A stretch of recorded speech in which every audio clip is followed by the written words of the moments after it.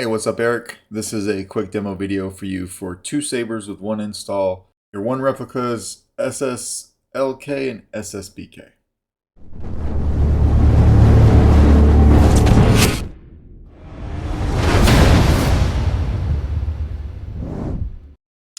We will start with no one in particular. Let's go with this one right here.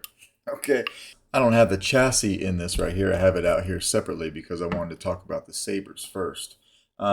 When you had sent this to me, you had one chassis that was made, this one right here, that was made for both sabers.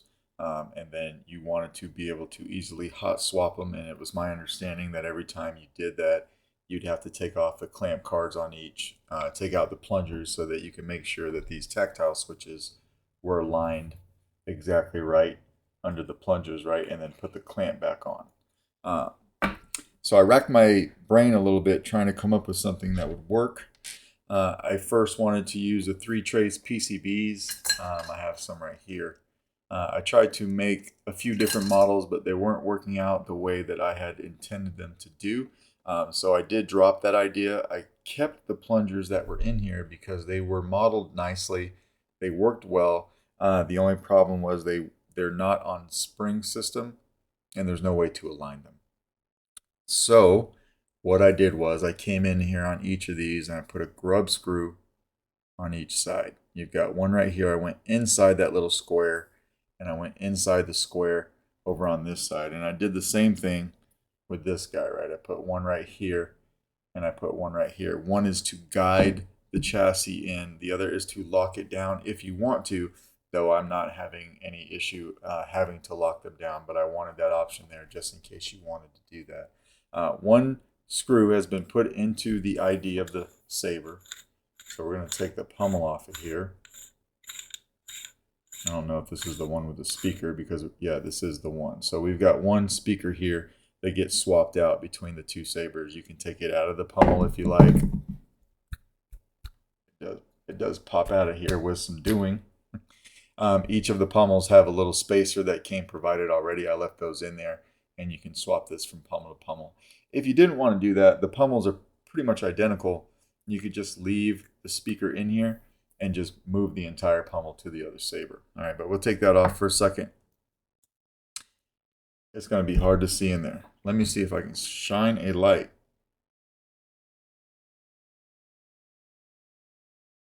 I left that blade side PCB in each of them. If you look towards the top of this ID, get that lined up. If you look towards the top there, you can see that little grub screw sticking in there. All right, and that's something you'll be able to see a lot better. I apologize for the camera work.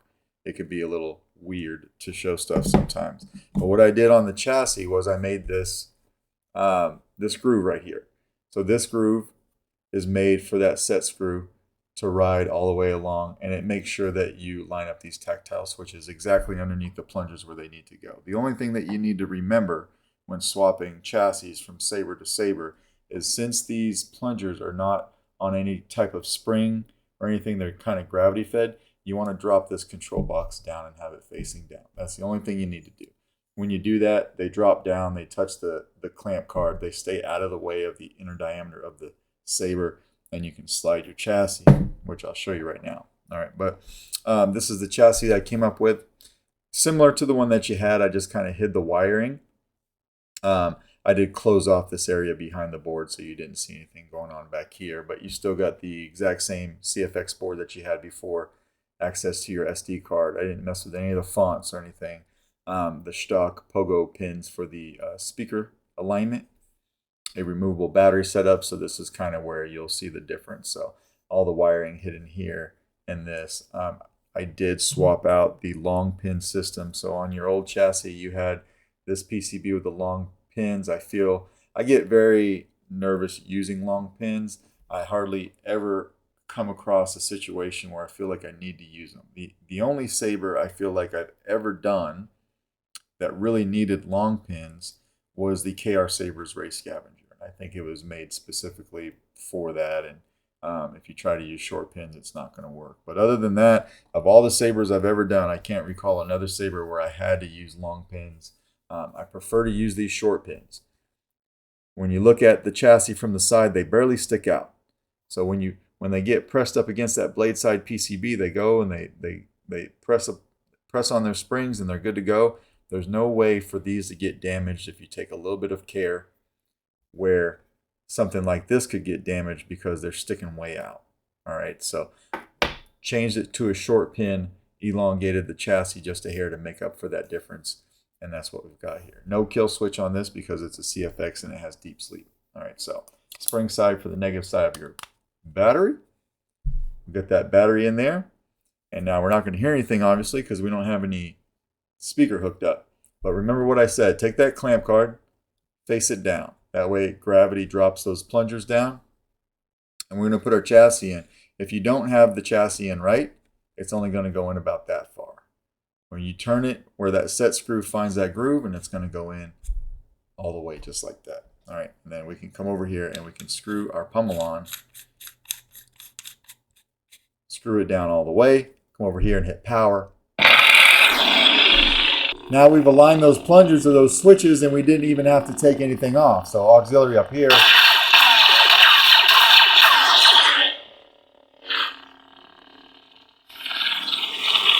Turn it off just like that. I'm just going to hold a blade in it for now. I left the, look like a stock V2 NPXL in there. So if we hit power, still lighting up a blade like it should, right?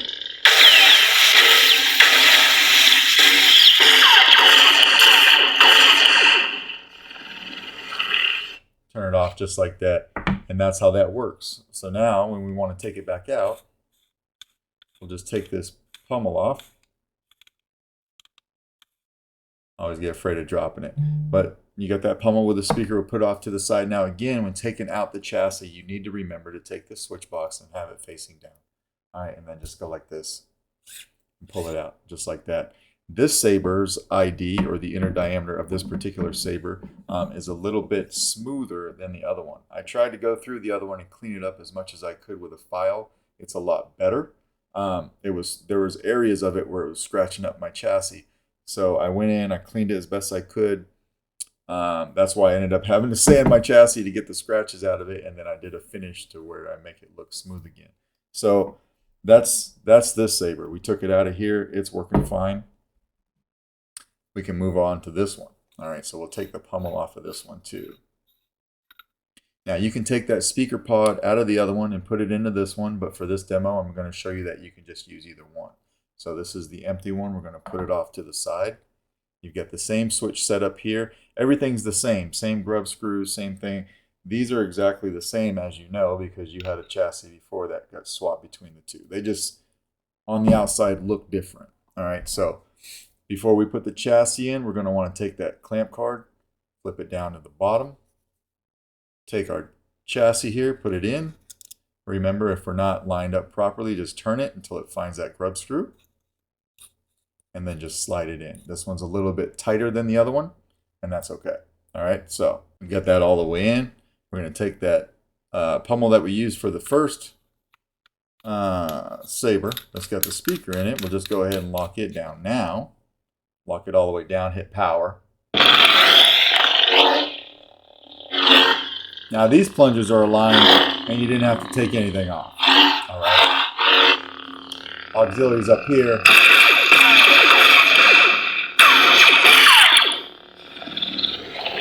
We'll turn that off and we'll hold a blade in this guy too. I got to take that blade retention screw out just a little bit.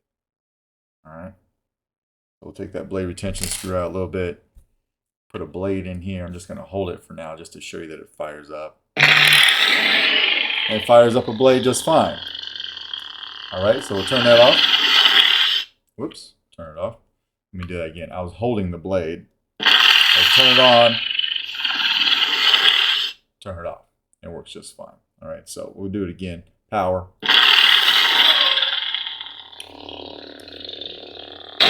Auxiliary.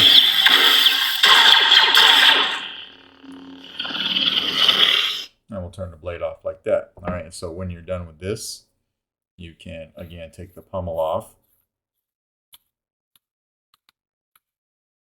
Remember, before you take it out, take that clamp card and flip it down. You don't want the plungers resting on your tactile switches when you try to take the chassis out. So this one, just take it like this, take your other hand, go like that once or twice, and you can just pull this guy right out while the clamp card is facing down. All right. And then all you have to do is take your battery out when you're done, and you can pop it out with your finger. So that is basically what I came up with to do an easy swap between these two sabers. I hope that it's something that works for you. Let me know if you have any questions. All right. Thanks, man.